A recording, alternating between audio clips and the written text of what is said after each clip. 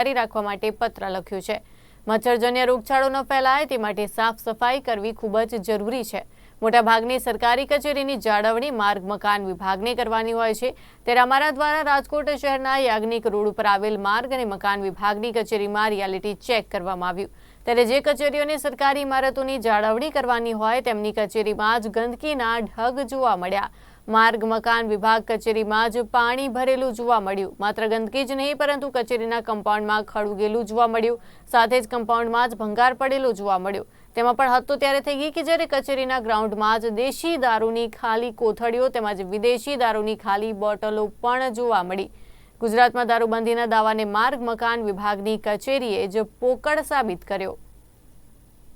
આરોગ્ય કમિશનર દ્વારા રાજ્યના માર્ગ અને મકાન વિભાગના કમિશનરને પત્ર લખવામાં આવ્યો છે અને પત્રમાં તેમને જણાવવામાં આવ્યું છે કે રાજ્યમાં આવેલી તમામ સરકારી બિલ્ડિંગો છે, આ સરકારી બિલ્ડિંગોની અંદર સાફ સફાઈ અને બિલ્ડિંગોની જાળવણી છે તે ચોમાસા પૂર્વે છે તે કરવામાં આવે। ત્યારે ગુજરાત ન્યૂઝની ટીમ રાજકોટ ખાતે આવેલી માર્ગ અને મકાન વિભાગની જ કચેરીમાં પહોંચતા ત્યાંના દ્રશ્યો છે તે ચોંકાવનારા દ્રશ્યો છે તે સામે આવ્યો છે। મહત્વનું છે કે આરોગ્ય કમિશનરે જે વિભાગને પત્ર લખ્યો છે એ વિભાગની કચેરીમાં જ ગંદકીના ગંજ છે તે જોવા મળ્યા છે।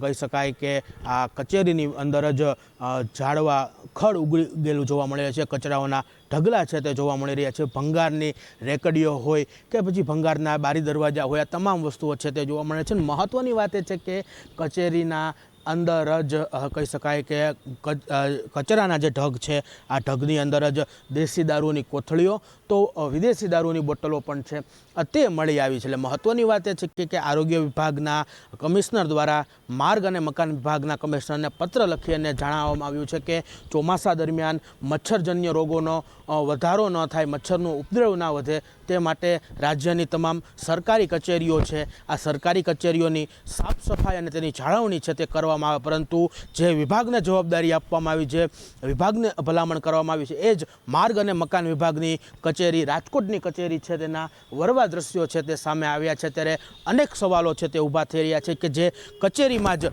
જે છે તે ગંદકીના ગંજ હોય, દારૂની બોટલો, દારૂની કોથળીઓ છે તે મળતી હોય છે, ત્યારે અન્ય જે સરકારી કચેરીઓ છે તેની સાફ સફાઈ કઈ રીતના આ વિભાગ રાખશે તે એક મોટો સવાલ છે તે ઊભો થઈ રહ્યો છે। અને મહત્ત્વની વાત એ છે કે દારૂની ખાલી બોટલો અને દારૂની કોથળીઓ મળતા શું રાતના સમયે અહીં દારૂ પાર્ટીઓ થતી હશે કે કેમ, એવા અનેક સવાલો છે તે હાલ ઊભા થઈ રહ્યા છે। કેમેરામેન પ્રવીણ પરમાર સાથે શુભમ ભટ્ટ, ગુજરાત ન્યૂઝ, રાજકોટ। તો રાજકોટમાં